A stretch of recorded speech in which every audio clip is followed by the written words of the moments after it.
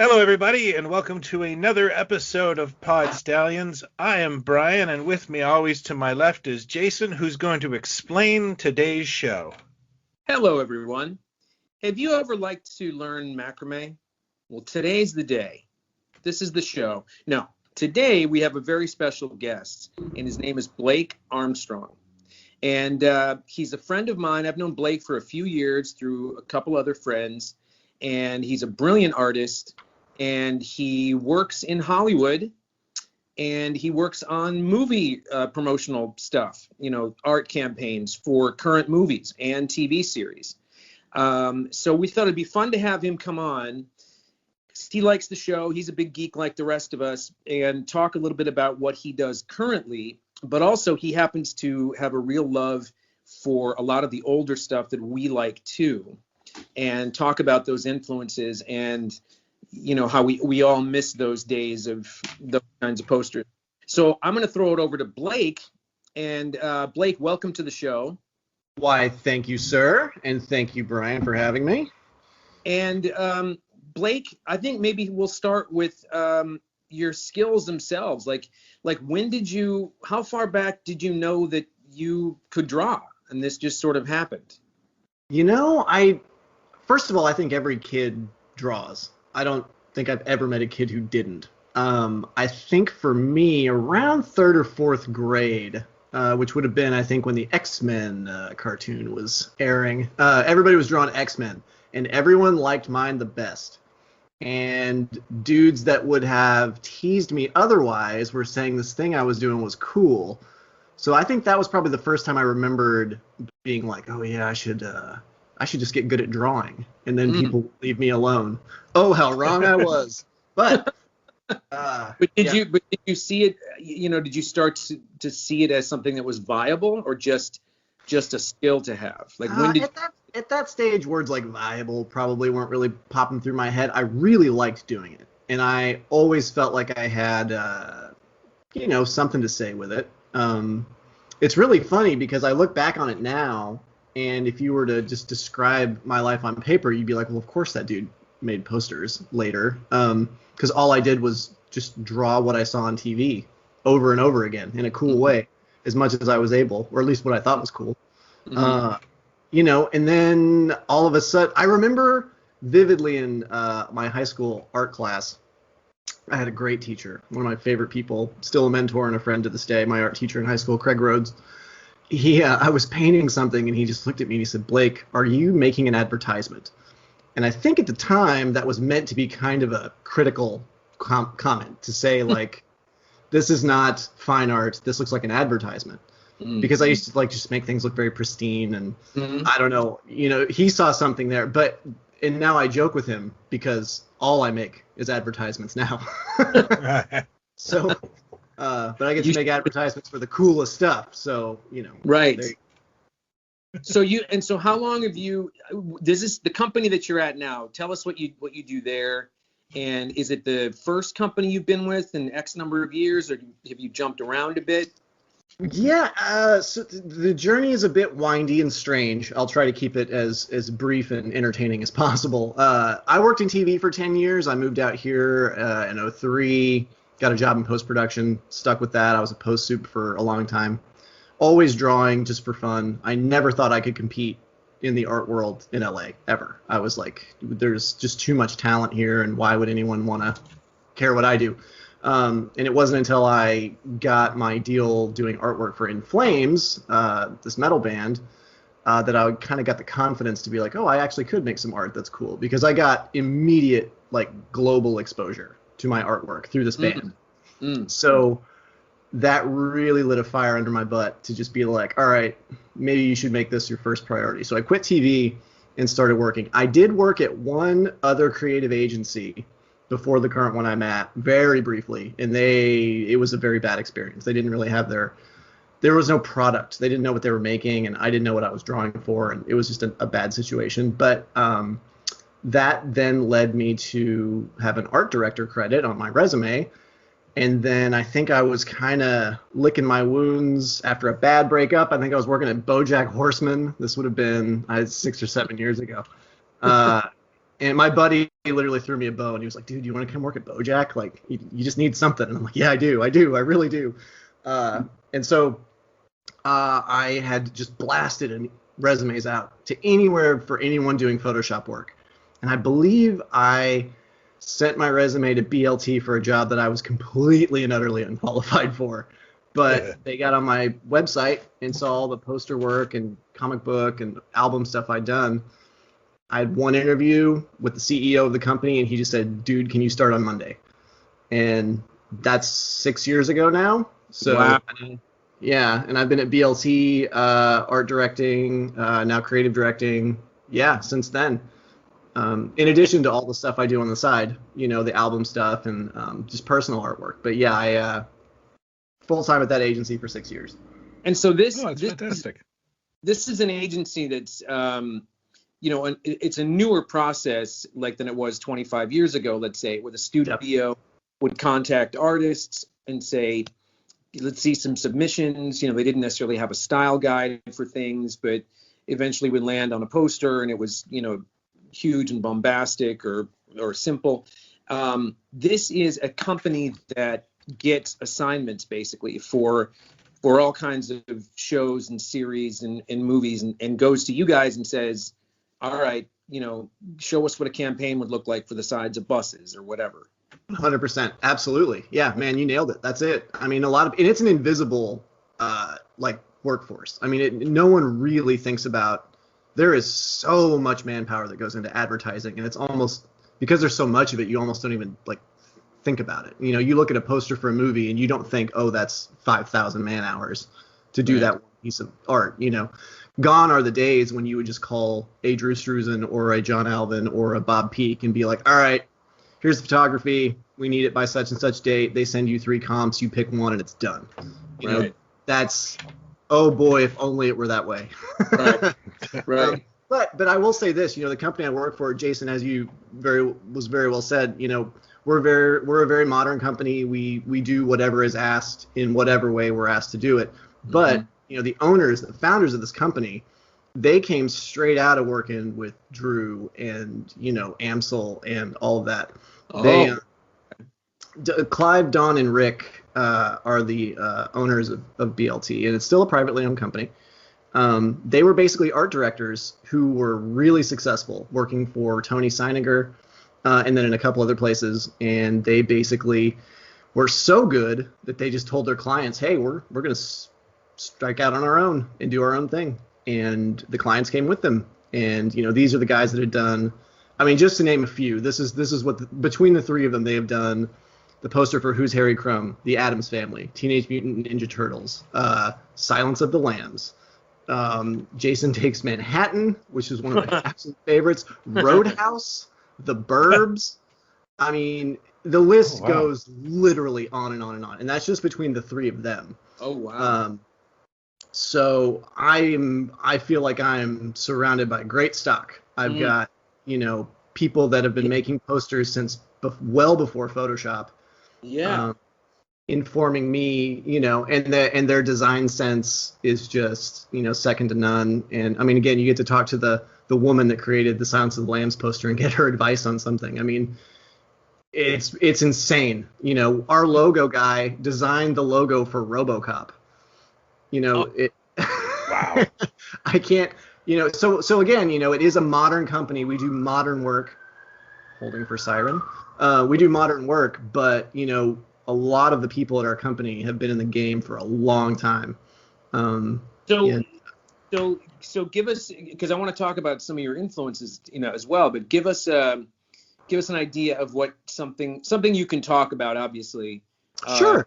Campaign for, I don't know if it was the Snyder thing or the anything that's coming up or that just happened that you can talk about. Sure. I mean, I can basically talk about, I've worked on some pretty big campaigns, and I've been lucky enough to have my work chosen for some stuff. I'd say probably the biggest feather in my cap that I just enjoyed so much from start to end, I did Ready Player One. I did not do the domestic one sheet, which was the main poster that you saw mostly in the States. I did the big goggles with the split world behind him. Okay. I did a bunch of international posters, and And most of that work ended up getting used on all of the Blu-ray and that kind of stuff. So that was kind of nice to actually get to see it. Yeah, so I worked on that. I did the one sheet for Sonic the Hedgehog, Crimes of Grindelwald. I did the international one sheet for that guy. Spider-Man Far From Home, the same. I did the Inconvenient Truth sequel. That was kind of cool. Yeah, I mean, my gosh, the list goes on. Stranger Things season 3, The Kids in Front of the Fireworks. That was 14 finishes. I did all of those. And when I say I mean I did those for my company at BLT. Like a lot of people go into making these posters. Yeah, it's a team. Like you can, yes. you seem to me to be the guy that sort of, or one of the guys that kind of lays it out and goes, here's the idea I'm thinking of. Here are some ideas, and everyone kind of comes together, and you sort of take lead, and then it just kind of evolves from there. Sure, it's different, you know. I mean, a lot of times, you know, like Stranger Things, for instance, was a pretty sweet deal because it was really, you know, I put everything in those posters, but we have a finishing team. You know, the way it generally works is you get an assignment. Hey, Jason, you're working on Sonic the Hedgehog 2. So we want to see sketches of what you think the posters and the campaign should be. So then we get with our illustration department and do thousands of sketches for ideas. Then they'll pick some that they like. And then they'll, you know, shoot the actors in the poses based on our sketches. And they'll render Sonic based on our sketches. Mm-hmm. And then, you know, I would then put all that together. If it was my idea, if it was my concept, I would put that together. And then if they pick it, great. Then it goes off to our finishing department, and they'll basically take my comp, they'll take my file, my poster, my digital file, and they will rebuild it using crazy high-res photography so that it can be used for billboards, bus sides, anything you need. So, you know, even if, you know, there was no interference and I did a poster and they said, great, finish it, I would still need that finishing team. Right. I would still need that team to build the mechanical for the mechanical meaning like the billing block, all the type. You know, there's a whole group of people that only work on that stuff. So even stuff when it's done and go, that was based off my original concept, and there's fireworks here or there's bells and whistles over here, but that's my design basically. Yeah. I mean, there's definitely we try to retain ownership over everything. I mean, that just makes for better work, and it makes it a more gratifying experience, of course, you know. But there's been times, I mean, Spider-Man Far From Home is a good example. You know, I worked on that, and then right at the end, they're like, oh, change the head on Tom Holland and move this. And they took, I think, a character out and really unbalanced my design. And I was like, oh, man, that sucks. But that's the job. You know, this isn't, I wish I was making posters for Blake, but I'm not. I'm making it for Sony. Well, let's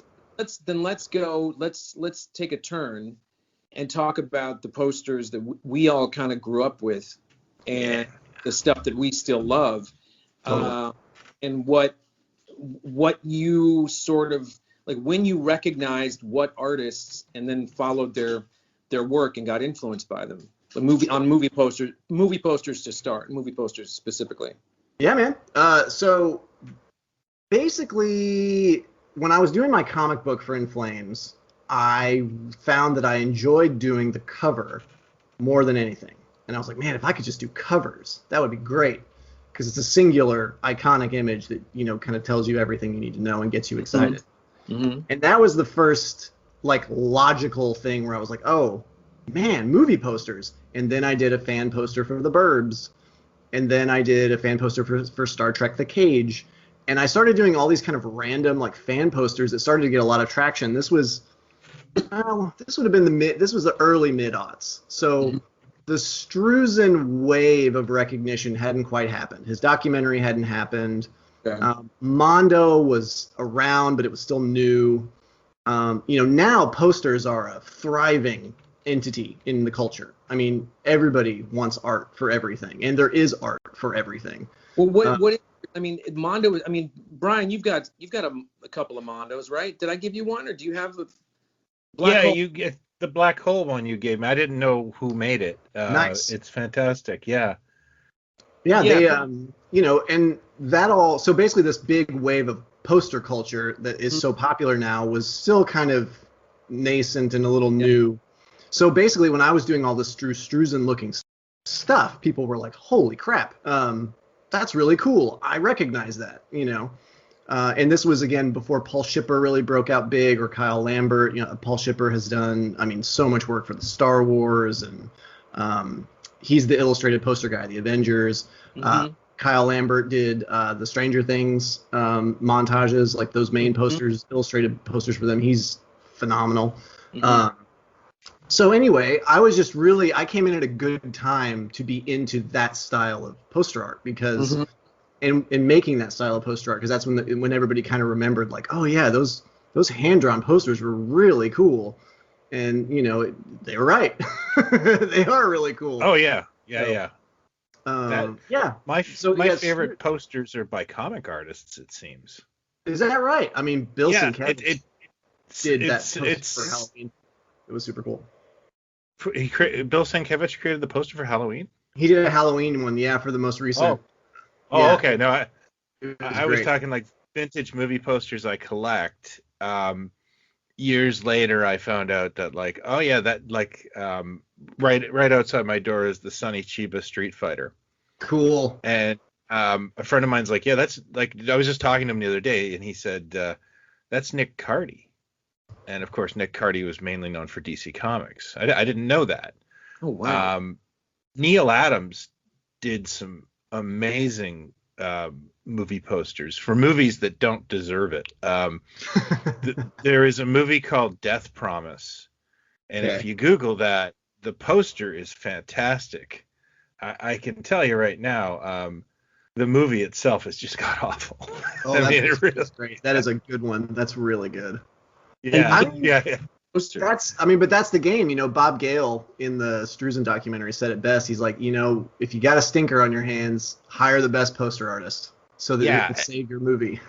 And that's something that these are posters I don't own, but my dream posters are the Gray Morrow ones he did for Independent International, because none of those movies were all that good. But like Dracula versus Frankenstein, or I'm drawing a blank. But he did some amazing Star Trek art too. He did. He absolutely did. I have a cover of a magazine I think Marvel put out, the Mr. Spock, and it's just amazing. Fantastic. Gray Morrow, though, what Independent International had was they had Sam Sherman, who worked at Famous Monsters, and he knew how to put a poster together. So he would hire Gray Morrow to do these amazing posters and press kits. And again, they look better than the films themselves. Oh, absolutely. Yeah. Alvin got in the game that way kind of too. I think it was a random call for I want to say, I think it was Blazing Saddles. The first one. Because he was Brooks' guy for a couple of films, for Young Frankenstein, Saddles, and maybe even Silent Movie. Maybe not Silent Movie, if I remember right. But same kind of deal, just had the right hookup, had a person that was in the game, and was like, you should do this, and boom. And it makes me wonder, the person that would be so perfect to do posters all the time would be Alex Ross. Because, just speaking of comic book, because his likenesses are so perfect all the time. Yeah. I know he did Glass and I think a couple other pieces for some movies, but I'll just say, without going into detail, Alex has been asked I'm sure several times, but he's a real stickler in that if his heart isn't in the project, or if he doesn't believe in what is being done with the characters, maybe he says, I'm good. And then he'll have to, of course, he projects years down the road when somebody puts a microphone in front of his face and says, so what did you think of blah, blah movie? And I won't be able to help myself. I'll have to say what I really think of the movie, and I don't want to do that. So he has been asked. He actually did the poster for the Oscars about 10 years ago. I actually have one of those. Cool. It's really cool. It's just a statue, like kind of like it was like the Dark Knight of Hollywood or something, and it just the Oscar statue kind of towering over Hollywood, sort of, the palm trees kind of thing. Well, on that note, I was gonna say, like, now making posters is interesting because really I feel like half the things I do are fan art, just because everything is a reboot or a remake. I'm generally working on projects that are things I've known about since forever. Sonic the Hedgehog. All these things are like things I've wanted to work on for a long time. And I wonder about it because, when you think about 25 years ago, 30 years ago, when you made a movie poster, it was for a movie that was new. Everything was new. Right. Yeah. And I've had imposter syndrome for the longest time because I'm like, am I just a hack just making fan art? You say that. I have a good friend who got into the special effects industry because, he loved movies like The Thing. Sure. And he has worked on the prequel to The Thing, the remake of Total Recall, the remake of RoboCop, and I was just kind of laughing with him. It's like, you're basically getting to redo stuff you love, for better or for worse. It's just, I find that kind of funny, but that's Hollywood, I guess. Yeah, I mean, one of the first major theatrical finishes I got was on the Ghostbusters remake with Melissa McCarthy and company. And I was so thrilled because, I mean, Ghostbusters is the movie. Like, that was when people talk about the first time they saw Raiders or Star Wars and how that just completely transformed who they were, like, Ghostbusters was that for me. Ghostbusters turned me from being a person that would have probably become an accountant or something into, a weirdo, nerdy artist person. Mm-hmm. So getting a Ghostbusters finish was awesome. I got to go to the premiere and do all this kind of cool stuff. It's a bummer the movie wasn't more well received, but still a really cool thing to get to do. But you always at the same time just feel kind of like, oh man, but yeah, I'm still kind of 50th dog to the bowl in terms of Ghostbusters art because it's existed in the culture for so long in so many ways. But well, it's all part of the same soup. It's to me, it's just the thing that's changed is the technology, but also how they're getting across the message. I mean, we always talk about this, Brian and I certainly, but I mean, people of a certain age, to talk about the turn, from, Struzan doing Last Crusade in 80, and then most of the rest of the movies that summer were either photo or logo posters. Right. And Struzan was like the only one that was like an old school kind of adventure, bunch of stuff happening around the poster. The Bond film Living Daylights, two Bonds before that had a similar poster. By the time you got to 89, it was just a photo. Yep. And it started to happen more and more. And it's such a bummer, the Bond posters. I mean, you talk about just untouchable series of posters. I mean, every one of them was better than the last one, and every one of them was amazing. That one Bob Peak one, because Peak does Spy Who Loved Me, right? Isn't that Peak? Peak did. Hang on. Because that's incredible. It's an incredible poster still. It's just you went up to it and you just knew this was a big movie. Whatever's going to be happening inside this poster. Oh man, yeah, absolutely. It was Peak that did that one. Oh my God, yeah. Anyways, I'm sorry. I'm just looking at posters on Google, but yes, and that move to photo. I mean, it really, I look at it like, because people will always complain. People, especially of our age group, who like the movies we like and the art we like, are always going to say, "Oh, fuck Photoshop. That was horrible. I can't believe things have gone that way." But I'm always like, well, no, because Silence of the Lambs was done with photographs. That was a very creative, fantastic piece that was done with photographs. That's a great example. Yeah, that's actually a great example where you're still using photo, but and a face. Yeah, and I mean, I've talked to Clive Bailey, CEO of BLT, and I work with him all the time, and he did the Addams Family poster, which is it's genius. It's a family portrait. I mean, it's so simple but so perfect, and the way the marble and the kind of filigree border, everything adds to the tone of what that movie is. And I've asked him endlessly about his process because he had to build that mechanically with photographs. This is pre-Photoshop, so this is when you actually had to cut photographs out and airbrush them and do things like that. But even so, I mean, there's I'd say that because of the amount of movies that come out now, which are, compared to 30 or 40 years ago, there's literally like 20 times the amount of movies and content coming out. Yeah. So obviously, you're going to have a lot more crap posters just by law of averages. So, okay, but when you think of something like, let's say, I'm trying to think of big and like even though the Marvel stuff is what did you say? Not Photoshop. What's the term you use? Because they're photographed images, but they're made to look more artful, and they're put those. I can look at the Marvel stuff the last couple of years leading up to Endgame, and they really started to throw everything and everybody in but the kitchen sink into those posters. Yeah, and to me, those were kind of a flicker of the way we used to get stuff. To just say, it's an all-star cast, or look what this is, or this big one, or whatever. But if I was thinking of something like, well, of course, there's 89 Batman. That's hard to criticize. It's not none of this is criticism, but that's hard to really go after because that was something extraordinary where it was just the logo on a poster. Batman 89 exists almost on a planet of its own, because if you look at the posters that Alvin presented, which were much more straightforward posters, big Batman, Joker, type block, car, explosions, like it feels lesser than that movie. Right. Because the promise of Batman was the hook.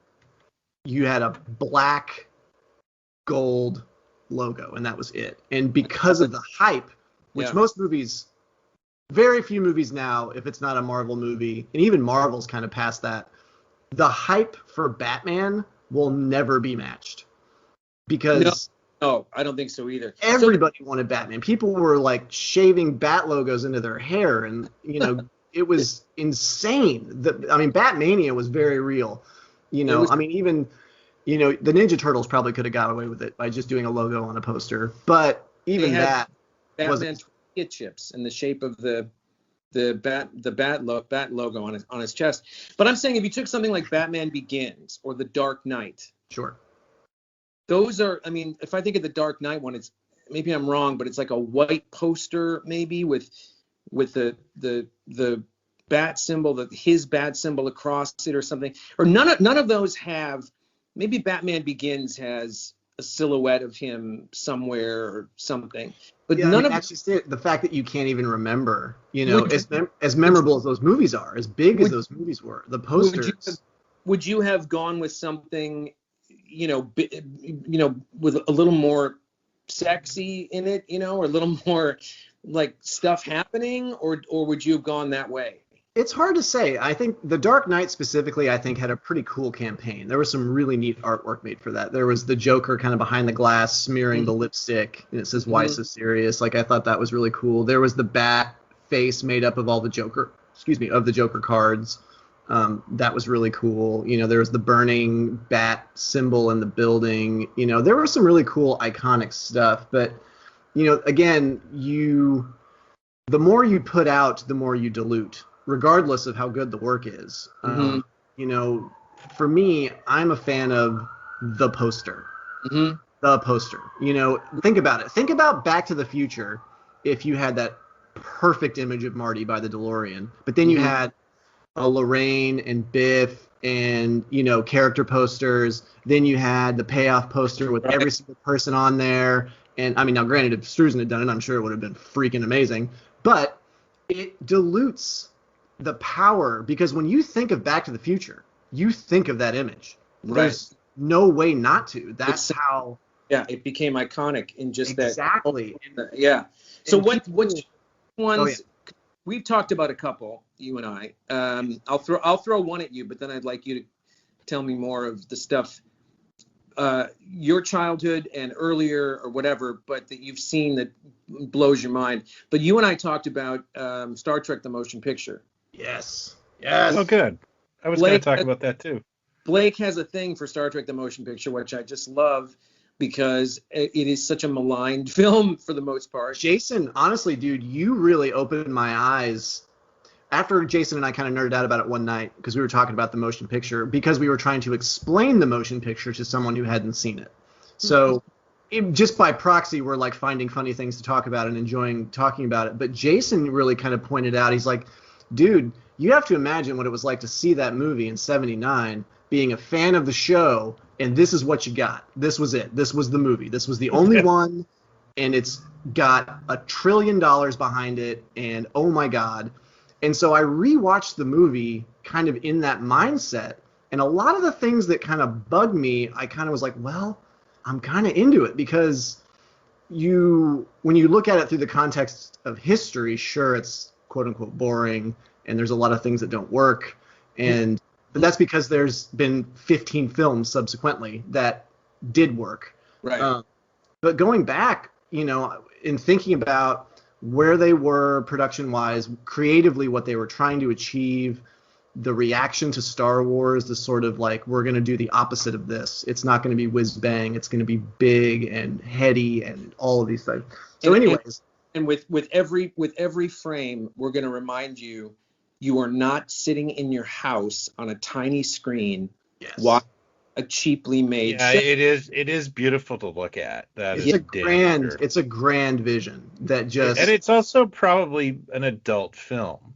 Very much so. I recently kind of rewatched it and reevaluated it and realized, no, this is actually really good. I get it. I was 9 years old going, oh my God, something neat. Like, I still believe something needed to happen in the second act that had a little bit of action, and it could have been pointless.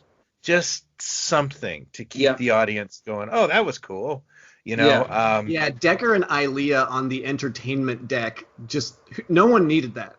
No. And again, also, like, they were two characters that we're not fond of, we've never heard of, and why are we watching them? I would argue that most of the characters in that movie, by and large, are not very likable, unless you've got. Well, that's the amazing thing too. Is you're right? They're not, like, McCoy's not very friendly, and Kirk is kind of gunning to get the ship. Kirk is a full-on prick in that movie. I mean, if you just take his actions and the things he does and says, there is, I think, a moment of levity with Scotty at the beginning, and he kind of reacts positively when Spock shows up, and man, that's all you get. Everything else is him complaining or being very darkly self-reflective, or McCoy, like you said, just kind of giving him shit for being that way. Yeah, this is a much longer conversation about how all of it happened and how many fingers were in the pie, so to speak. But I think that off of what you just said, it's like they had the elements there. They were trying to give a Star Trek vibe. At that point, they were thinking more cerebral, less whiz-bang laser guns. Just leave that to Star Wars. That's not what we are. Absolutely. Yada, yada, yada. But what they left out was the gentleness. It was the humor. It was the vibe between the three characters and the little asides or the sort of unexpected things. It actually took out what was the tagline? Like, the human adventure is just beginning. And they took out the human. They took out the human stuff. That's the thing. It's like they spent so much time being po-faced because they all along they're trying to say, this is bigger, this is better. Right. This is not the TV show. This is a serious, big, epic drama. And the thing is, I don't dislike it for that. In fact, I embrace it more and go, they were trying to do something, and there were too many people involved or whatever, but it was an event. And Blake, you just got a repro, right, of the advance motion picture poster. The advance one sheet, yeah. Well, first of all, the one sheet for Star Trek: The Motion Picture is one of the greatest posters ever made. No question. Would put it in my top 10 without a blink. Bob Peake. I mean, his work. I mean, all the stuff Peake did. Just Google Bob Peake Star Trek and just salivate for days, because everything he did for Star Trek was amazing. But that first poster, the rainbow light streak with heads and the little ship, you get the scope. I mean, it captures the grandeur of that movie, which is difficult to do because visually it is one of the greatest science fiction films next to 2001. It's I mean, so colorful. Yeah. it's beautiful. It's such a cool movie. But yes, so now the advanced one sheet is extra interesting because it is a giant painting of the Enterprise hurtling through space. Oh yeah, it's on the back of the comics. Exactly. And it's got the little strip at the bottom with the, with just the pictures of the faces. actors. Yeah, yeah. But the best part of it is clearly the design of the Enterprise had not been finalized because it still has the dish on it. The markings on the ship are not accurate. The nacelles look different. It's definitely a piece of concept art that they just put out. But cool. My God, it is such an exciting. It's way more exciting than the movie by 800 light years. I mean, just like it's so exciting. And I would argue the one sheet is as well. The one sheet, but I would say the one sheet matches the film's stillness a little bit. Yeah. This, the advanced one sheet really felt like a rocket sled, like a holy moly, we're in for a Star Wars kind of ride. I love that they chose that giant image of the Enterprise saying, here's one of the most famous vehicles in the history of science fiction, and it's coming right at you. Here it comes, coming back. Yeah, forget all that crap you saw, that junk you saw in Star Wars. Look at this perfect, perfect spaceship. And it was, so good. And the fact that they got, the team that worked on 2001 to do a lot of those visual effects is pretty awesome. I would put the work he did on Wrath of Khan too. That peak post. Oh my God! And again, Google the comprehensives he did, the ones that didn't make it to final. Those are just spectacular. And I mean, on my monitor now, one of my probably top 3 favorite posters ever: Star Trek 3, Spock's streaky head with the little body at the bottom. Oh, I just too. Is that Peak too? Is that Bob Peak? Bob Peak did every Star Trek movie until 6. And I believe it was because he was either in bad health or some kind of deal couldn't be reached. And John Alvin did the Undiscovered Country, which is a beautiful poster as well. But I don't think he did that many. That Spock one, because they're at the bottom they're kind of the bottom front of the poster, right? The other characters, kind of. Mm-hmm. And Spock's head is the whole, the Darth Vader. And Peak is so interesting to me because I always said that Drew Struzan is the greatest poster artist. He makes his posters 1-to-1 size. When he draws it, it's the size of the poster, like it is the poster. Mm-hmm. He was a fine artist that just happened to make movie posters. He worked huge. He worked on large canvases. I mean, I've seen the Star Trek The Motion Picture painting, and outside of the streak, I mean, my God, there's like 1.5 feet either way of just space, and just like literal space and actual space. He worked really large so that the client, whoever, Paramount, whoever, would have the freedom to crop it however they saw fit. And then they could again, sort of like our finishing team, he would work so large that way they could repurpose the work for whatever. And you could always see like he would cut out figures from like another piece and paste them into the poster. So looking at his poster, you see a giant canvas, but then you would see these little cutout like birds of prey or something he clearly painted elsewhere and then just put into the piece, which I always thought was really neat. He didn't always do everything 100% on the canvas. He had to clearly rework things or revise things, and I always thought that was really neat to see. And so that is neat. No, Struzan's done it a few times. I certainly know Alex does it with human people. But I mean, do most of these instances you're talking about, do they do a session with the talent that'll be on the poster, take some shots, position, and then go from there? Or do they just take some stuff that exists and then put it into their frame, into their world, what they want? Well, I'm going to speak just from having read and seen documentaries and, read a lot of books and things. I certainly don't want to speak for any artist because I'm sure each of them does things different each time. But I would say on the whole, Struzan traces. He projects faces, traces them and then makes them look better than humanity is capable of looking. That's what he does, which is not to say he couldn't do everything freehand. He absolutely could. But based on the time he got into the game, you needed to work quickly, and that saved weeks of work being able to to trace. And I know there's a lot of artists out there like, oh, fuck that, he's a tracer and all this, and it's like, dude, I will give you that projector. You go trace that and make it look the same. Like that dude, no. Peak, on the other hand, if you look, his likenesses, which are great, he always captures the spirit and the general kind of tone of a person. But especially like if you look at Star Trek 3, the likenesses are not perfect. It's definitely an artist rendering. Right. It's not portraiture specifically, so to speak. I like that. I like the two I sent you. The Bob Peak did. Bob Peak did 2 or 3 roughs for License to Kill, which was going to be called License Revoked. And the way he captures Dalton, it's like it looks like Dalton, but it's not quite him because it's Peak's version of him. Yeah, he's an idealized version. It's great, and it's better than the photography. Dalton in photography, you see his weird hairline, you see, the wrinkles under his chin. I mean, these are things that obviously don't really matter. Timothy Dalton's a very handsome James Bond-esque man, but glad you said that because he's sitting right here. Tim? Dalton, damn it. But yeah, I mean, I think, when you have that interpreted through somebody like a Peak or a Struzan or an Alvin or something like that, it's this idealized kind of perfect version.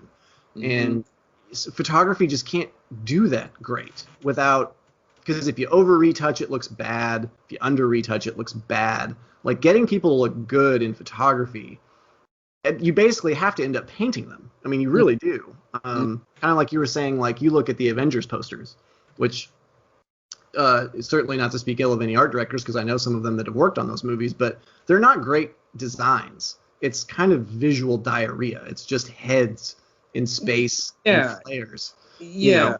It seems like I look at it and I'd say I'm glad they spent some time on it. It's not just a logo. It's not just, they're doing the best they can, I suppose, with whatever the brief is for how these things are going to roll out. Like Civil War would be the two faces coming together. Well, that makes sense. And, but if there's, if you get a Doctor Strange, you'd think it'd be him in the middle of a universe with all kinds of shit behind him or floating through a Steve Ditko comic or something to make right.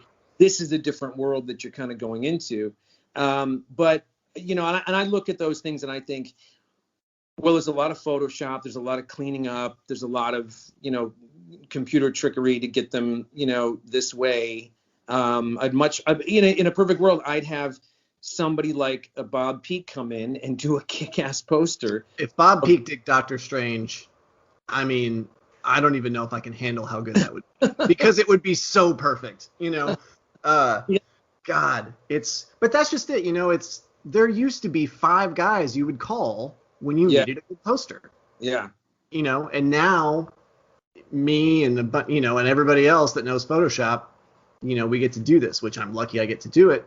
But, I try really hard to discipline myself and kind of remember my fine art training and all that stuff to really make good designs, because, I mean, if you're lucky, you can get a good design by the people that have to approve this stuff, which are on the whole generally not creative people. They don't give a flying F about, composition or any of that stuff. They just want Robert Downey Jr. bigger, and they want their title bigger, and they want everything bigger, and that's it. Okay, now hold that thought, because that brings me to something else. But I want to go back to Brian for a second. Brian, are there another couple of posters you can think of that you love that just sort of hit it out of the park, for you still? Well, first of all, white chicks. I'm not only a fan of the film. It always comes back to white chicks. Does what it's on the tin, that's for sure. I mean, I don't have enough walls for all the posters I'd like to own. I'm sure we all have that dilemma. Absolutely. But I would say that I surround myself with the ones I love, and some of the ones in here are Basil Gogos's poster for Inframan. Oh, okay. Excellent. Oh man. Yeah. I mean, that is to me like what a movie poster should be. Um, and then I've got one that I've always loved because I love the film. It's a movie called Super Argo versus Diabolicus, which is an Italian ripoff of Mexican wrestling films. And it's just really dynamic. And the thing I love about that poster is it has a big disclaimer that says all live action, not a cartoon. Which I don't know what their worry was there, but I guess that. Are you referring to the one where he's punching and also holding someone? Yeah. Yeah. I can tell you. Okay, so you have a very mid to late 70s poster appreciation, because I'm noticing a lot of the ones we're calling out are generally on white with some framing devices. They're hand painted. That's cool. Oh, that's yeah. I do have one more though that was my birthday present to myself a while back, and that was Monsters Crash the Pajama Party.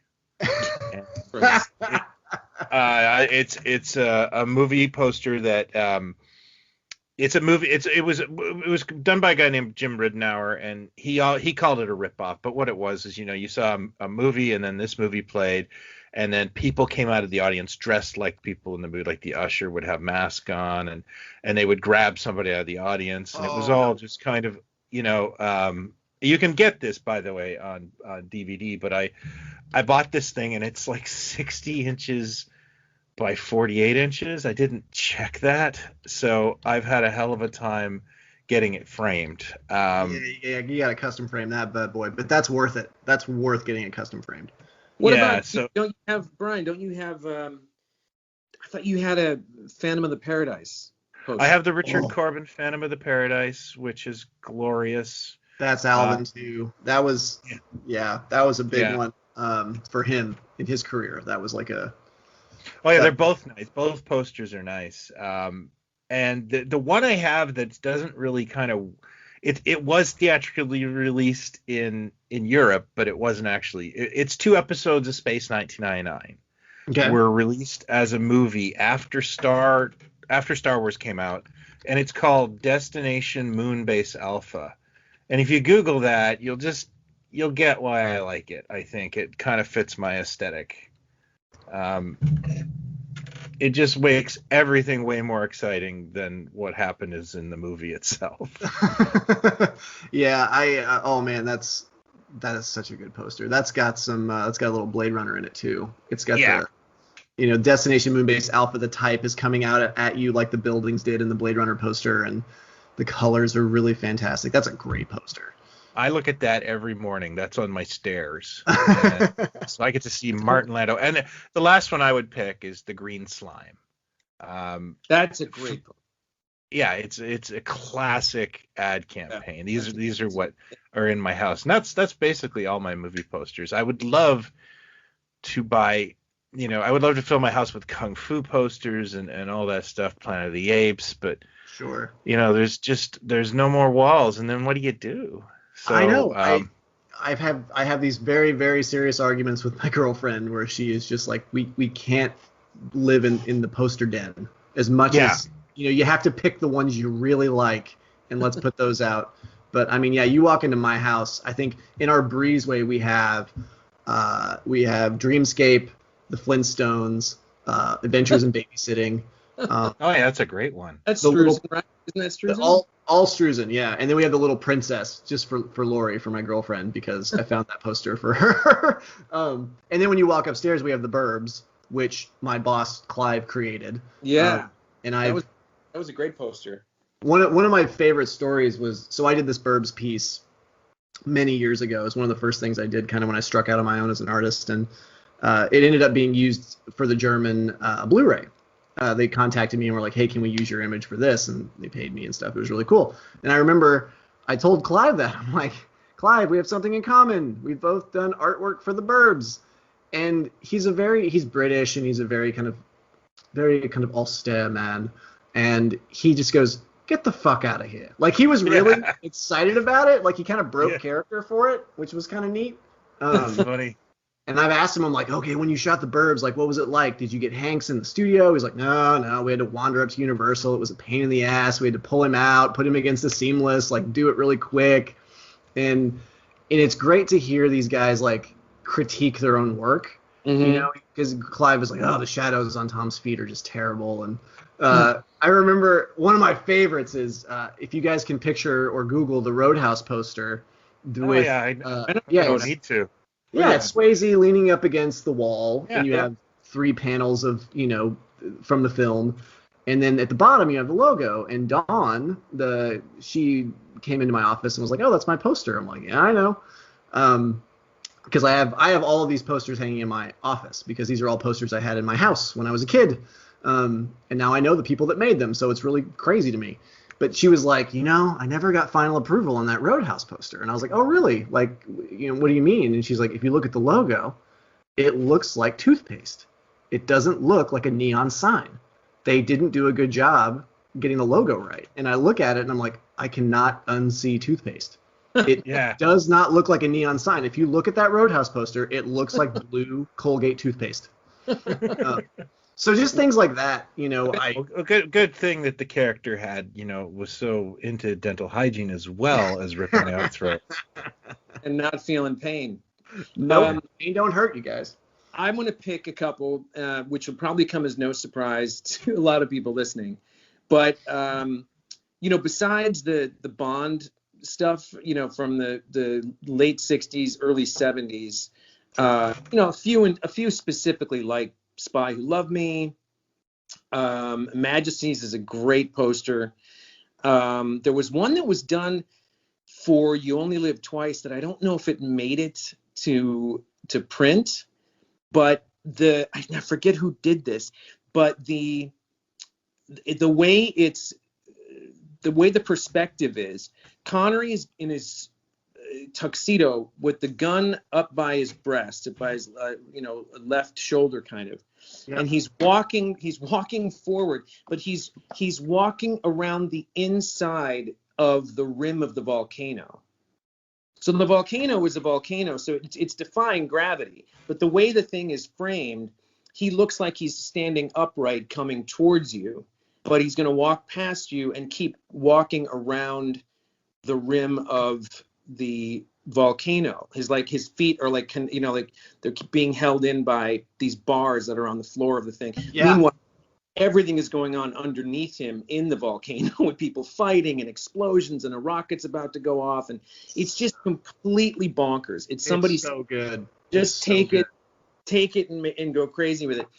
So besides that stuff, the Blade Runner one sheet, there's 2 different ones that are the similar. One of them is the softer one that was kind of done for home video, and I think there's one that was like the Criterion cover, but the original poster for Blade Runner, I think, is one of the best movie posters of all time. Oh, it's fantastic. Yeah. And who was that, Blake? That was John Alvin did that one. Alvin. That's right. Alvin did that one. I mean, you know what he did? I mean, if you really break it down, he made a poster from the 40s. He just put a bunch of sci-fi shit in it. Yeah. The smoke from the cigarette, the gun, all of that was done just like a movie, a noir film from the 40s. And it started, as the movie evolved, they kept referring to it as this future noir kind of thing, this detective gumshoe, Totally. What didn't end up being quite the Philip Marlowe type thing that I think initially was intended, because Ford didn't wear a fedora. He was. I think about that, and Hampton Fancher has said it endlessly. He's like, "Oh, we were so mad that he wore that fedora in Indiana Jones because we couldn't have him wear a fedora." Because if you really think about it, that would have visually hit home the gumshoe aspect of all of that so hard. Yeah, totally. And that. On that note, the other one I'm thinking of would be the regular sheet for Raiders of the Lost Ark, which Amsel, and just that huge shot of Ford with the whip over his shoulder. And, Marion is going down the rope on the right side, and Ford down below or he's on the rope and Marion's got the torches beneath him, sort of thing. And they had it as a big cardboard standee the night I first saw the movie, the night it opened. And I just I thought if I could get this home somehow, but that is such an iconic image of him. It's so perfect, and it doesn't tell you a whole lot about the movie, but you kind of know we're not doing Star Wars. This is not Han Solo, whatever. And then of course the other one that I just am in love with, and I think it's absolute perfection, is Flash Gordon, is the 1980 Flash Gordon poster. I would say that's Amsel's greatest. One of his greatest pieces. It's every inch of that, every character in it.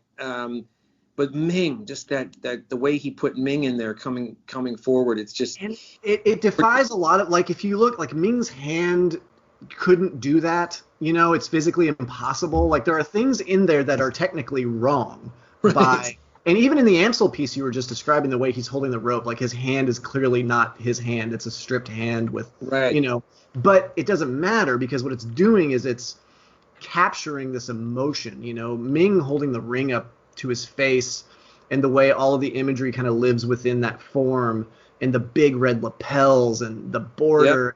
Yep. Everything about that Flash Gordon piece is all the next space, all that black space, all that negative space around the image.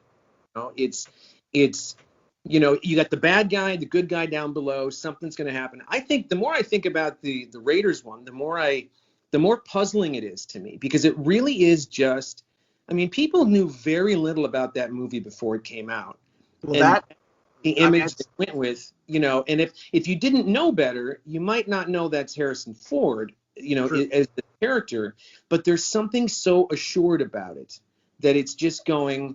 This is a badass movie. We don't need to smile. We don't need to make you feel good.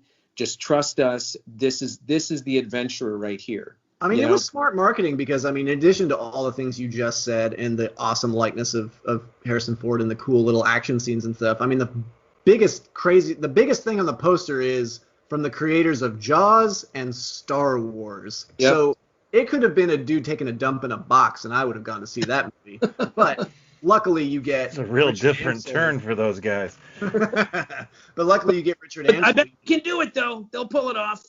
Firing on all cylinders, making just the most badass poster, ever. Yeah, it's just to me is synonymous with when I think of Raiders. Like that image pops into my head because it's just so. They sold that in the theater in these little mini 50-cent posters versions of the movie.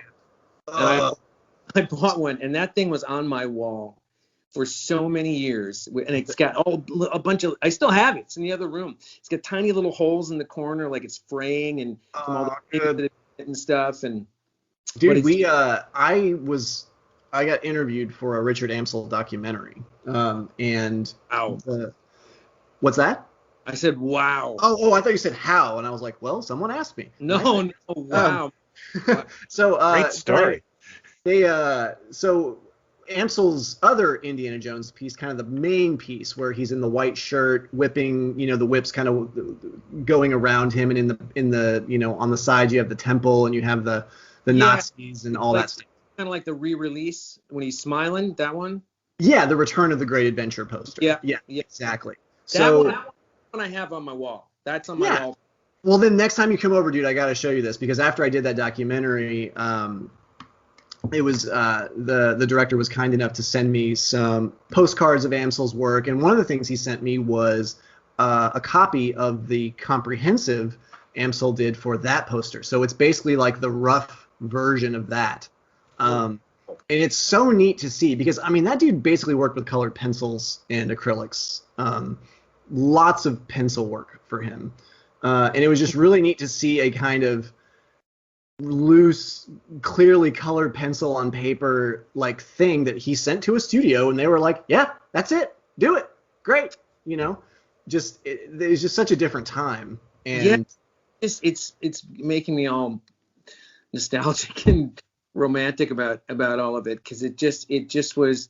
It really was. I don't know what I'd like to. We'll head to the end of this, but I'm curious as to how today, when you go rewind 30 years or whatever, you walk into a movie theater, you get a ticket for something else that's there, but this poster that you see something you didn't know it was going to happen. You didn't know this thing was coming out maybe, and you'd see the poster and your chin would just hit the floor like, whoa, when did that happen, and then it said when it was going to come out, whatever. But it just, you could, as a kid, I could just stand there and stare at those posters. Oh man, that's how I knew it was coming. So yeah, the place of movie posters and this kind of marketing today, amidst social media and everybody kind of knowing when everything is going to happen and so on and so forth. How is it different? How is it the same? Like where is it at? Man, AV is so important now. The trailer is the thing. The trailer is what really gets these things going in the TV advertisements, and again, the social media and all that. I mean, the poster is now just a couple notes in that symphony. Right. It used to be the poster was the conductor of that symphony. Right. But so in that respect, it's a bit different. I mean, for me, from a purely business standpoint, it's great because they want so much work for every movie. They want a different billboard, they want character posters, they want a teaser, they want a payoff with everybody in it. They want so much work for every campaign, which is great because I get paid to make that, and I like eating and buying toys. So woohoo! But but again, coming back to just, man, I miss the days of the poster, just the poster, and it's hard. And again, I like the teaser and payoff combo. I think that's good. I like one of my favorite teasers ever was the Batman Returns teaser poster. It was just white with the top of the ears. And then they did one that was great because it was the logo with the snow blowing through it. And then, of course, they did the totem with the 3 heads, which, again, a very weird poster. John Alvin his designs were kind of kooky. Like, you would never, ever be able to get away with that poster now. No, especially the one, the first one you mentioned. I forgot about that one. The one that was just the tip. Yeah. It took the idea of the logo on the first movie and just made it. It's basically saying you don't even need the whole logo. This is all you need to know what's coming up next in a different setting, kind of. Completely. And that was a crazy poster to put out as an advance, I think. Absolutely. And I mean, in that whole campaign, I mean, they stripped. I mean, it's basically a black and white campaign with just a little bit of blue and a little bit of red on Catwoman's lips, and that is it. But granted, didn't they do one at a certain point? There was a campaign of posters that came out that it was the bat, the cat, the penguin, and they were photos of them, and he's like kind of whipping the cape, and she's sort of bent a little bit and looking backwards, and he's just like he's got his head tilted looking at the camera. Didn't they do that too, or were those just promotional things? That was there. I mean, I can't remember if that was. I don't remember seeing those in theaters, so it may have just been promotional. It wasn't until Batman Forever, that I remember seeing like character posters, and I think I'm going to venture an educated guess and say that was one of the movies that really made character posters a viable campaign. I think right. Yeah, I think because you're right. people were stealing them from subways. The hype for Batman Forever, despite kind of how it now lives in the culture as kind of this weirdo movie, but the Schumacher movies are a bit maligned now. But back then, everybody was hyped about Batman Forever. And I remember seeing that poster with the logo and the question mark and being like, holy shit. You knew exactly what you were going to get without knowing at all what you were going to get. Yeah, and you thought that even if Burton was gone, they're going to keep this vibe going. So and everybody was jazzed that they were going to color it up and do some different things. Like the imagery, all of the what when I would read Starlog, because that's back when Starlog was still a thing. Starlog had a great write-up on Batman Forever and showed some sets, and I was like, oh man, the Riddler's like fluorescent green and Two-Face is crimson red, and it was really cool because you had very identifiable, and now I realize now what a genius marketing and production design job it was, because everything with the Riddler's green, everything with Two-Face is red, everything with Batman is blue, everything with Robin is, you fill in the blank. It was, for every character. It's like they really nailed kind of the branding for that movie so well. Yeah, despite and the turning it up a notch, making it a little less dark, was probably welcomed by the studio, I know, and possibly by the fans, but it was the tone that is what changed. But the look, Yeah. and I think you could have done the look and kept the same tone, but just made it more, brighten things up a bit. I think it's what's bled into all the DC Warner Brothers stuff we get now in that Snyderverse or whatever, where everything is so dark and the outfits are dark, and you can barely tell if it's blue or red on some of these outfits. Such a dark blue. And those Batman movies were weird, especially if you look at the first four. I mean, the plots are strange, even if you allow for the suspension of disbelief. The plots are very, very odd. Like, motivations are kind of not important to anyone in those movies, because everybody just sort of does stuff, and you're just like, okay, The first two in particular are very weird. Like I would put them with, not on the same wavelength, but I know Brian's heard me talk about Dune enough. But when you really if you get through 30 minutes of Dune, you just have to sit back and go, I can't believe this was the big, giant studio picture that was going to sell Happy Meals and toys and get repeat viewings and stuff, because it's bonkers. So the first two Batman films are super dark. They're super dark, super weird.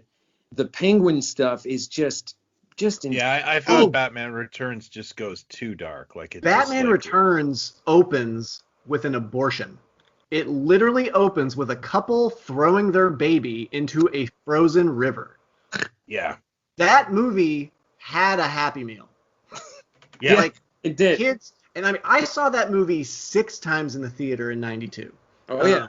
And that was one of the first trailers I remember, because I don't even really remember the '89 trailer that well, despite that being probably one of the biggest, craziest trailers ever made, because everybody was all about that trailer. But I remember. Actually, we had a local comic store that allowed you. He worked out a deal with the theater, and you got to go into the theater, which was playing, I think, Deep Star 6, just to watch the trailer. Then we all had to leave. Oh my God, that's amazing. Yeah. That, again, Batmania. People wanted to just see a trailer. That's how huge the need. But it was very much like, because it all comes back to Star Trek: The Motion Picture. But it was similar in that we'd heard about this Batman thing. It had been a while since we'd gotten anything in the genre. I mean, we had the first two Superman films that we all liked, and then most people didn't even see the fourth one. But I did. On paper, I think it was the notion that Keaton was Batman. That, I mean, people really forget or don't understand just how negative the backlash was about that casting thing. And I think the Wall Street Journal had it on their front page. Like, what are they thinking? Is it going to be a comedy, etc.? I've loved Keaton since Night Shift or Working Stiffs before that. Night Shift is so good. But even I was going, okay, what are they doing here? And then Mr. Mom is Batman. A movie called Clean and Sober came out. In between. And you went, oh, yeah, he's got this. And it's still kind of ethereal. And then that trailer hit. And it was like, it was kind of like biblical. When you sat there and just kind of went, okay, this is really happening. Like, this is not. Yeah, Keaton did what, and everybody always, because I'm a big Batman fan, behind me I have a Returns cowl that's screen accurate and stuff. I've spent so much money on Batman stuff. But I remember Keaton did the right thing, which was, I'm not going to talk a lot at all, and I'm going to let the suit do all of the work. And that's what he did. And it crushes. It's so perfect. All he said was, I'm Batman. And that's all you needed. And, and then, of course, when people were like, oh, what do you think about Ben Affleck being Batman? I'm like, dude, anybody can be Batman. That suit is what does the majority of the heavy lifting. Right. They just need to be lit cool and stand cool and not say too much, and you're going to be good. What was crazy about the trailer was, I think we kind of, it starts up and you kind of think, oh, we're going to get little tastes. We're going to get quick little glimpses. I mean, even then trailers were pretty fast, and certainly like the Star Wars ones, when the next one would come out, you'd go see the re-release, you'd wait till the end credits, they would run the next teaser trailer for the next Star Wars film, and you're a kid, but like images are just zipping past your face, like what was that? What, snow? And the Batman one, you're like, well, we're not going to see the Joker in the trailer. They're not going to do that, Right? And they did it, and they did it like twice, and then we're not going to really see Batman. We're going to see him from behind or whatever. And they showed it, and they showed the Batmobile, and they went the confidence in that trailer, which was, this is going to work, everybody. So shut up. I mean, that movie, you talk about a movie that, I mean, you were talking about the Keaton backlash. Of course there was that backlash, but also people were talking about the movie. People were never not talking about that movie from probably 87 to the release. Because when Nicholson got in, everybody's like, holy shit, this movie it's the Brando effect. It's like, oh my God, now this movie is very legit. Somebody made a comment, it might have even been Nicholson, or somebody was talking about, what would normally be spent on a film like that, on an ad campaign, posters and billboards everywhere, etc. They really didn't do as much as even a normal film, because it just started to promote itself, because the Batman logo was everywhere, just telling everybody this movie was out. It's the most perfect branding marketing campaign. I would probably say the Batman 89 campaign is one of the greatest movie campaigns of all time, because you could stamp that logo on everything. Hats, shirts, toys, tattoos, you name it, and boom. And oh my God, and it was everywhere. Ghostbusters was close. Ghostbusters close, also had a really great logo that you could just slap on everything, and it's organic. It's slapped on their uniforms, just like slapped on Batman. They're not on that any of those 84 posters. It's just the logo, isn't it? The first teaser logo was just the logo, and then I think the payoff was just the three of them. Man, I always bummed me out that Ernie Hudson wasn't in that. It kind of. Oh no, that's right. The three of them looking up, right? Isn't that the thing? Yeah. Okay, that's right. Really great poster with the kind of creepy sky, and you don't. I mean, if you really take out the context of knowing what the movie is about, it does have a very horror aesthetic. Oh to it. Oh, totally. What's funny is I was just actually, speaking of Ghostbusters, I was just looking at, I got interested in a movie. Do you remember Nothing But Trouble? Oh my God. This is what this podcast is about as of this moment. Because, oh boy, I love that movie. And I have a pin of Dan Aykroyd eating the hot dog.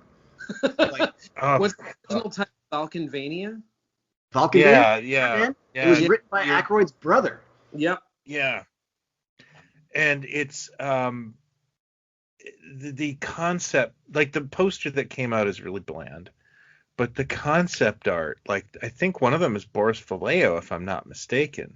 Mm-hmm. And they're the posters that should have come out.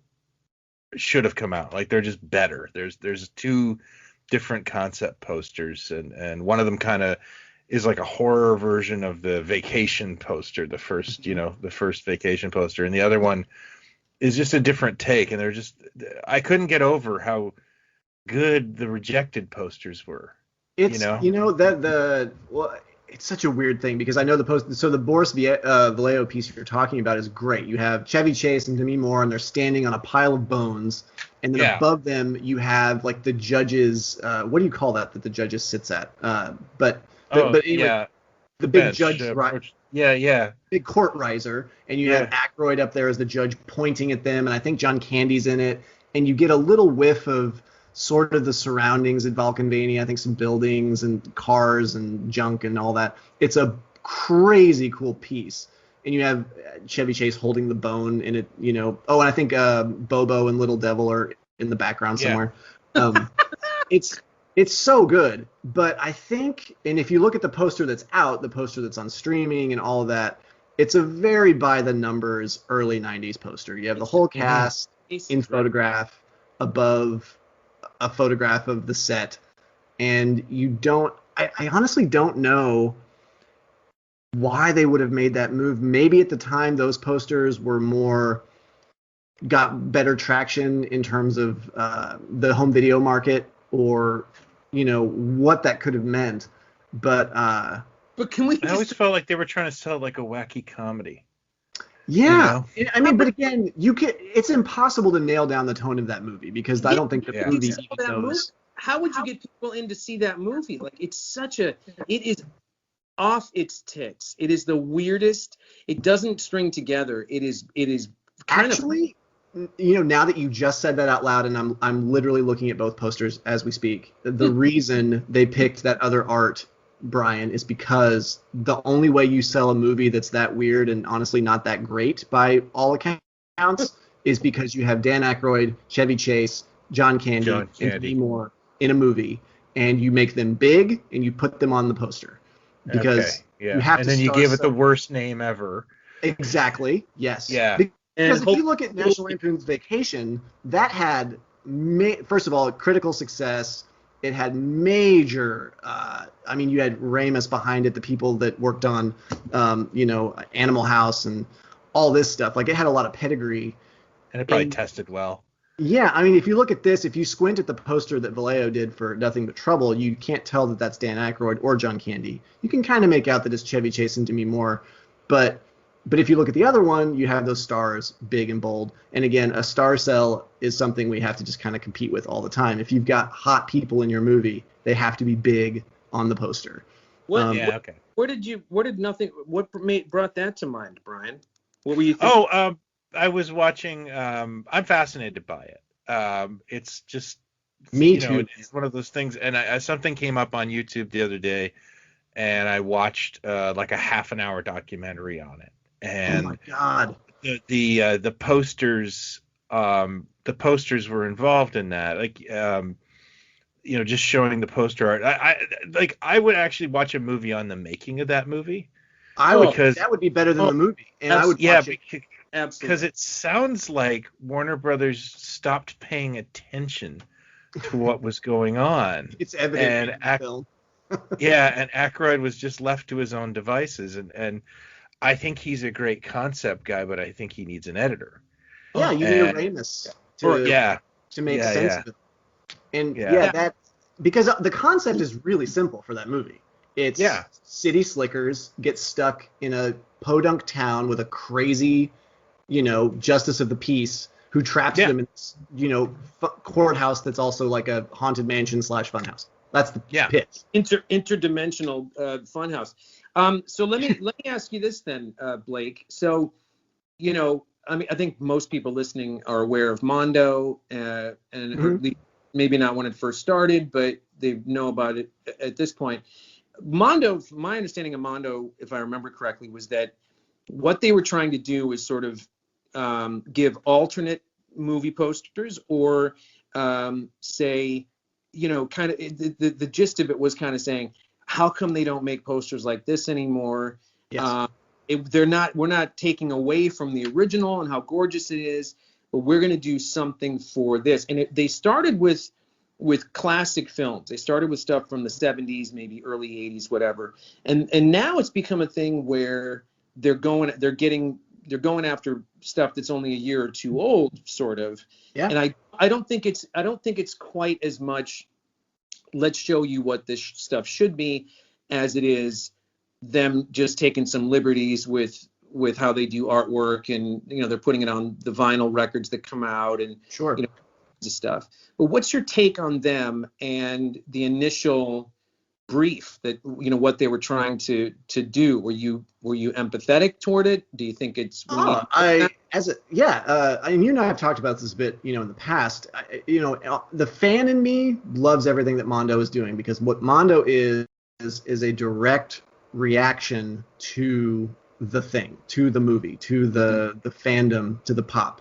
And it's always a lot easier to do a dope cover of a song after you've heard the song. So I've always made the case that, Mondo the art is second to none. The guys they got doing that stuff, are just some of the best poster artists working in terms of execution and the way they do them and just how creative and cool they are.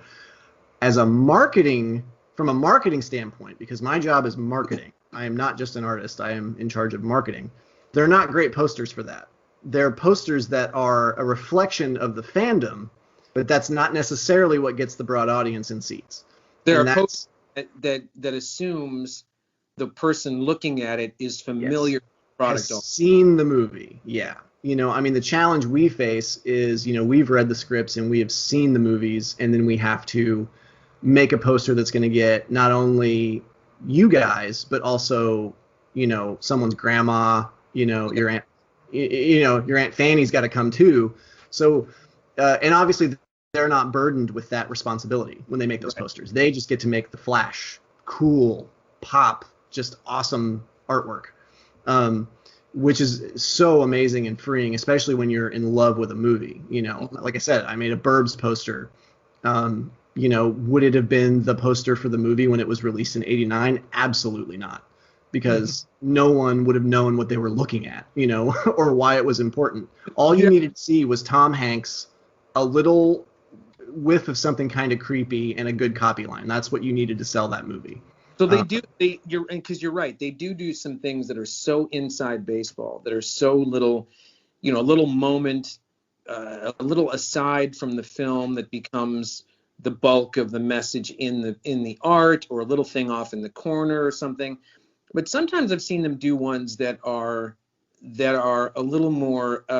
They seem like they're trying to give the vibe of, we don't know what this movie is yet. Like there's a little bit of that. I think they did one for The Thing that was interesting, that was kind of not generic, but it wasn't too plot specific, kind of. And it was, so every now and then I see stuff from them that I go, oh, that could have worked. That wouldn't have been too far off of what we got, right. that piece there, as opposed to, I mean, in fact, I've got, Mondo did the two, you saw it, Blake. They did two Flash Gordon posters. They're so good. Oh, they're so good. And one of them is this 1980 with Sam and Max von Sydow, etc. And then the other one is the 1940 serial with Charles Middleton as Ming. And when you bring the two posters together in the middle, you get one Ming. Like, they're split right down the middle and whatever. And but they're gorgeous because, like, there's so much stuff going on in the Flash Gordon thing that, to me, I look at something like that and go, that could have been a poster for the release, the actual release. There's nothing in there that you're getting that's totally.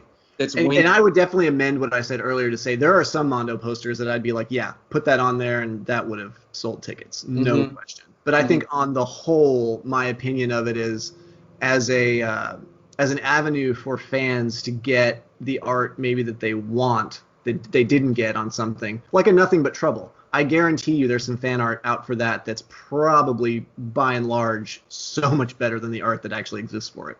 That's the beauty of social media now, that we get to share all this stuff, but also the beauty of things like Mondo, where they're creating this really cool, and honestly, that reinvigorated the poster culture. The poster is not dying by any stretch of the imagination, but it has been marginalized and sort of diminished because of everything else. Advertising now is no longer about print media. It's audiovisual, and it's social media. So, that's been a wonder and opened a lot of doors, I think, for a lot of really great artists, because that wouldn't have otherwise had a shot, because you had these gatekeepers. If you didn't work on the movie, you didn't work on the movie, or you sold your poster in your local comic book store maybe, or got lucky that it, got sold at Comic-Con or something, but that was it.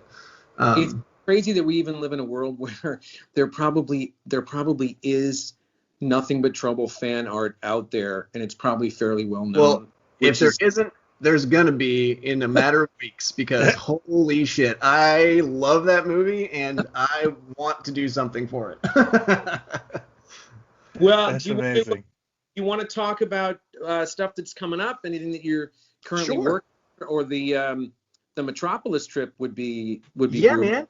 That's exactly where I was going. Yeah. So just a real quick catch up, before we kind of head into the third act here. But I am from a town called Metropolis, Illinois. I was not born there, but I was raised there. I lived there for 17 years of my life. Population of 6,300. It's just a small town in rural Illinois. But we have a Superman celebration every year. It's a really cool thing. There's a museum there, right? Yeah. And because of the museum, and because we actually have a lot of like the Reeve props and a lot of stuff from Superman memorabilia, it actually is licensed by DC Comics that we do this celebration and get talent to come and sign autographs, and every year in the summer we do this. So I was asked to come as a guest artist. They were going to fly me out because I'm a hometown boy, and and I do art now. So it was really humbling and really cool to be asked to do that. So in July, I will be in Metropolis. I've done a custom Superman poster that for them. They asked me to do a piece of artwork, just for them, and so I'm going to do all the sales of this Superman poster that I've done all of the proceeds will go to my high school art program there locally, because I didn't go to college. The last place I actually took an art class was in my high school art class. Luckily, I had one of the greatest teachers ever. But so I really wanted to, and other artists have come out of Metropolis, other ceramicists and musicians, and a lot of arts have come from that area, yet they always just seem to give money to the football team, despite the fact that no professional football player has ever come from Metropolis, Illinois. So yet I am trying really hard to get the community on the whole to kind of pay a little more attention to the arts there. So at any rate, it's going to be a really cool thing. We're going to sell some original artwork. It's going to go for a good cause. It's going to be a really neat thing. And I haven't been to the Superman celebration probably 20 years almost. So it's going to be a neat thing to go back for the first time after that long, and it actually be part of it. So I've got that coming up. And of course, I've got my buddies in Flames, hopefully going to get working on their next record soon. And I got some stuff coming out for Motley Crue. So can't tell you exactly what that's going to be, but I was asked to work on some stuff for them. So nice. So yeah, it's going to be a good year. I'm working on some. He's teased the Metropolis piece to me, and it's absolutely stunning. Well, I had to, because it was very inspired by Bob Peak, and because Jason and I talk about Bob Peak at least twice every time we hang out, I felt compelled to get his eyes on it to see if it was if I was doing it justice. Because if you remember the teaser poster for Superman, it's basically the small chrome logo and a beautiful streak of red and blue that Bob Peak did. So my concept for the poster, because Christopher Reeve is my Superman, that's who I think of when I think of Superman. It's a pretty popular opinion. Yeah, absolutely. I did. Of course, I'm a Dean Cain man myself. Dude. Man, I could talk for a long time about that show and living in Metropolis at the time. When Superman, the TV show, was the hottest TV show while living in Metropolis as a kid, I had no idea what reality was.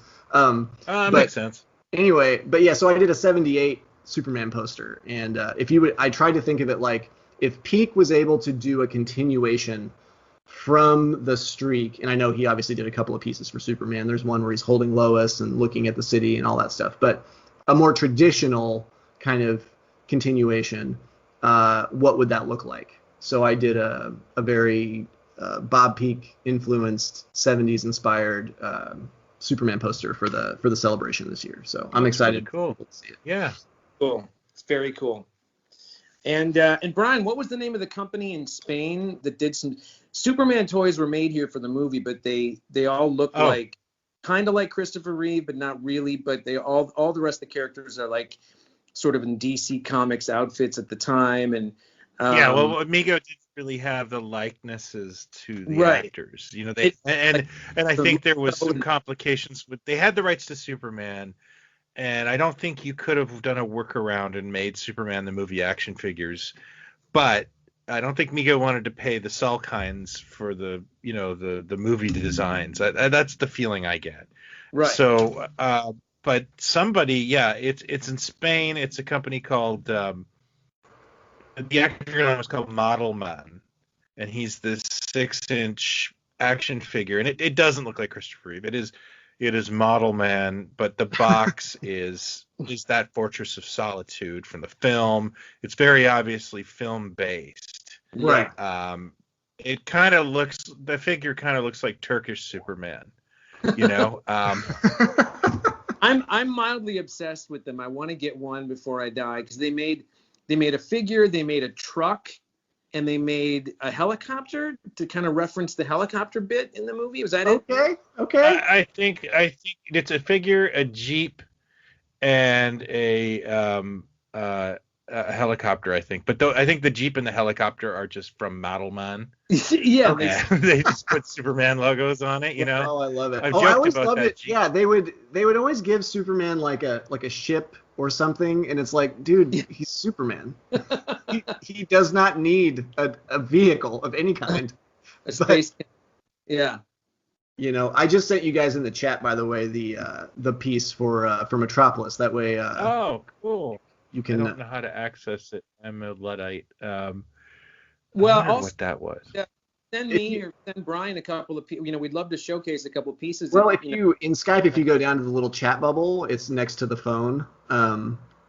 You should be able to open that up and. Oh yeah. There Thanks. you go. Oh wow. Oh wow. Yeah, that is amazing. Isn't that great? Oh yeah, that's gorgeous. Thank you. Yeah, So yeah, I see where you're going with that too. I like that very much.